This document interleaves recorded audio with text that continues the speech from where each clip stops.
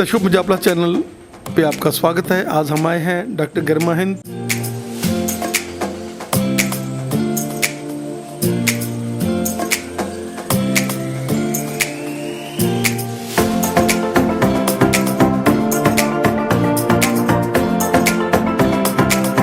Endometriosis होता क्या है? एंडोमेट्रियल लाइनिंग जो है वो यूट्रस के अंदर की इंटरनल लाइनिंग को बोला जाता है, और जब वो एंडोमेट्रियल ग्लैंड्स जो हैं वो बॉडी में कहीं और ग्रो करने चले जाते हैं और शुरू हो जाते हैं और कहीं पे, तो वो एंडोमेट्रियोसिस का रूप ले लेते हैं। द मेन सिम्टम जो पेशेंट को फील होता है वो रहता है क्रॉनिक पेन।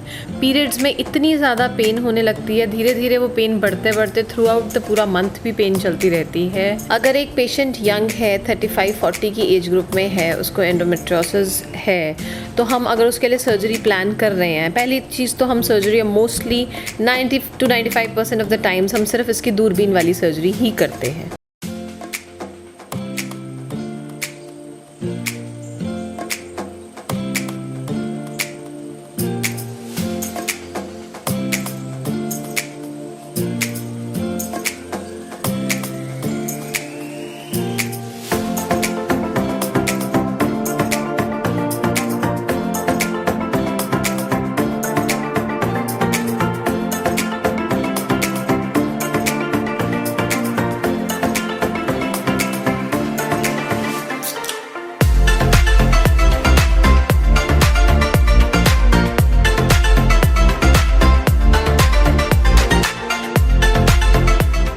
तशुभ मुजाफला चैनल पे आपका स्वागत है। आज हम आए हैं डॉक्टर गरिमा हिंद, जो एक इनफर्टिलिटी स्पेशलिस्ट डॉक्टर हैं और गायनी के बहुत लंबे समय से सेवाएं दे रहे हैं अहमदगढ़ के हिंद हॉस्पिटल में। डॉक्टर साहब, स्वागत है आपका हमारे स्पेशल शो में। नमस्कार जी, thank you so much.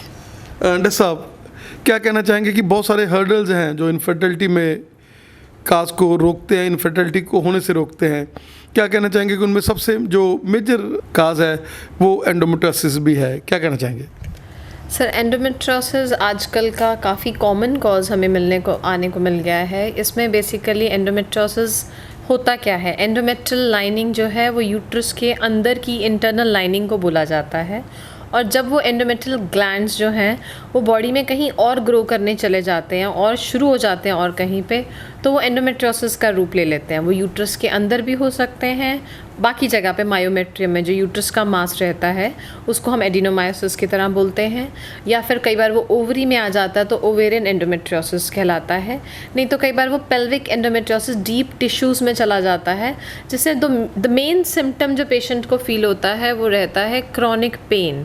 Periods में इतनी ज़्यादा पेन होने लगती है, धीरे धीरे वो पेन बढ़ते बढ़ते थ्रू आउट द पूरा मंथ भी पेन चलती रहती है, और पेशेंट की क्वालिटी ऑफ लाइफ, जबकि एंडोमेट्रियोसिस कोई रिस्की प्रॉब्लम नहीं है, कुछ बाद में कोई फेटेलिटी नहीं होने वाली, कोई सीरियस प्रॉब्लम नहीं है, पर क्वालिटी ऑफ लाइफ बहुत ख़राब हो जाती है। एक फ़ीमेल को अगर 5-6 दिन महीने के इतना पेन में तड़पना पड़े कि एक सेम पेन किलर से भी फ़र्क नहीं पड़ रहा, तो डेफिनेटली उन सब पेशेंट्स को जिनको पीरियड्स में थोड़ी पेन होना नॉर्मल है, पर अगर पेन एबनॉर्मली ज़्यादा लगती है जो आम पेन की दवाई से नहीं ठीक हो रही है, तो एक ओपिनियन लेना, एक अल्ट्रासाउंड कराना ज़रूरी बन जाता है, जिसमें एंडोमेट्रियोसिस काफ़ी बार पिकअप आराम से हो जाती है।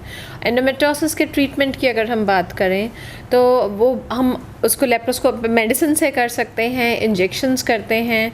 अगर हमें लगे कि एंडोमेट्रियोसिस बहुत बढ़ती जा रही है तो हम सर्जरी पे जाते हैं। पहले बहुत कुछ साल पहले it used to be like कि जब एंडोमेट्रियोटिक की सिस्ट देखी, रसौली देखी, ब्लड वाली रसौली देखी, तो लोग सर्जरी कर देते थे, पर अब चीज़ें बदल गई हैं। हमारे पास बहुत अच्छी मेडिसिन्स और इंजेक्शंस हैं जिससे नंबर ऑफ़ सर्जरीज़ एक पेशेंट की लाइफ में कम हो जाती हैं। अब ये रूल बन चुका है कि एक पेशेंट की एक ज़िंदगी में सिर्फ एक सर्जरी। एंडोमेट्रियोसिस के लिए सर्जरीज़ बार बार करवाने की ज़रूरत नहीं है, मेडिसिन और इंजेक्शंस के साथ बहुत अच्छा कंट्रोल कर सकता है, और जो इसके रिज़ल्ट्स हैं, जो पेन कम हो जाती है, जो सफरिंग डेली की है वो कम हो जाती है, जो एंडोमेट्रियोसिस की वजह से इनफर्टिलिटी हो रही है, प्रेगनेंसी नहीं हो पा रही है, बांझपन हो रहा है, वो सारा इफ़ेक्ट भी मेडिसिन के साथ इसके साथ कवर अप हो जाता है।